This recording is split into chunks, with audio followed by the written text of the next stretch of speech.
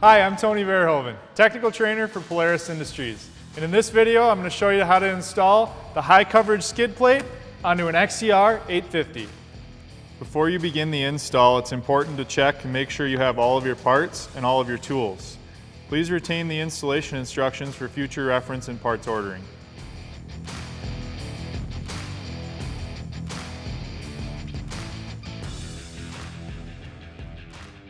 Before we begin the installation, we're going to go ahead and remove the two side panels and the hood. The side panels can be removed by turning the quarter turn fasteners, one in the front, one in the rear, and then removing the bungee on the bottom.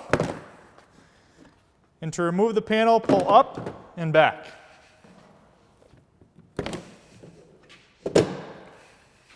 With the side panels removed, we can access the hood harness to chassis harness connector, located just above the exhaust resonator.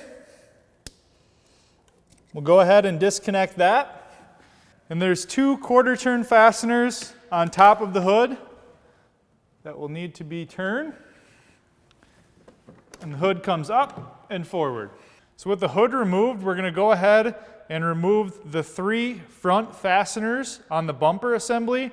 There's two Torx screws and one bolt and nut coming through from the outside of the machine.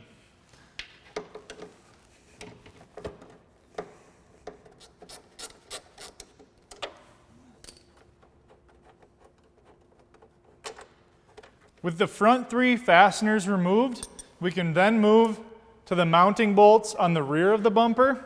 It's important to note that the front fasteners need to be completely removed, but the rears just need to be loosened.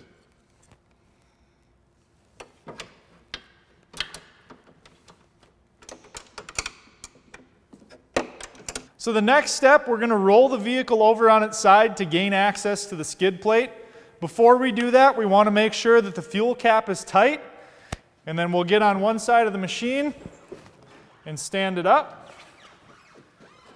It's important when we put the vehicle on its side that we're on a flat, level, sturdy surface, and just use caution when putting the vehicle over. So I've already removed the upper rivet. I'm going to go ahead and remove the lower one. This is done with a 3/16 drill bit. Just go ahead and center that up in the rivet.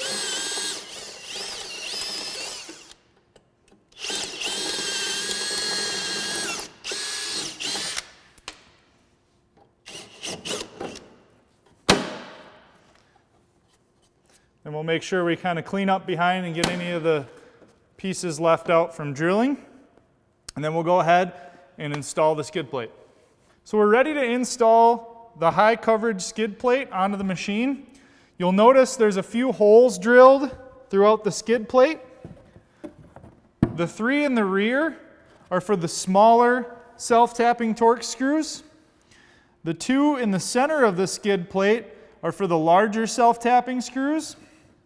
And the one in the front is going to receive the bolt that we removed from the front of the bumper. There's also a hole midway on the front of the skid plate. That hole will line up with the dimple that's in the plastic on the machine. So to start, I'll get the front worked underneath the bumper and get that into position. And while holding that in position, I'll go ahead and reinstall the original bumper fastener.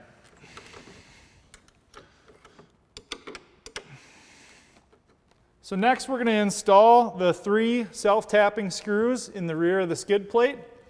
We're going to want to look at the alignment mark on the front of the skid plate that's on the belly pan. Make sure that's lined up, and then go ahead and square up the belly pan with the back. Just make sure everything is even. And then we'll go ahead and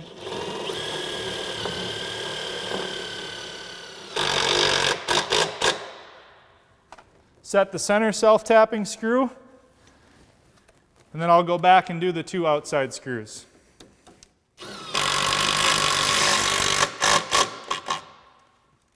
Now that we've installed the three self-tapping fasteners in the back, we'll move forward and do the two front ones.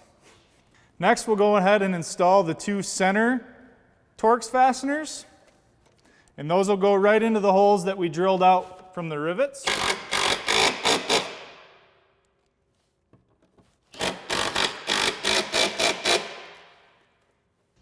Next, we're ready to put the vehicle back onto the ground. So what I'm going to do is support the vehicle and slowly let it back down.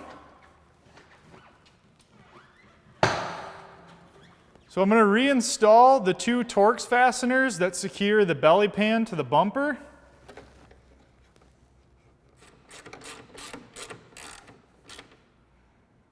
And then we'll go back and tighten up the previously loosened bumper fasteners on the upper mounts.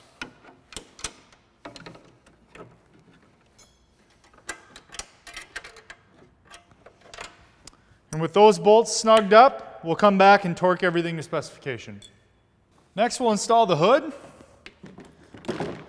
Make sure it clips in the front.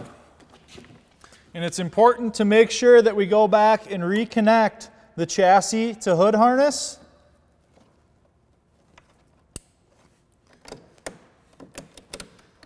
We'll tighten down the 1/4 turn fasteners and then install the side panels.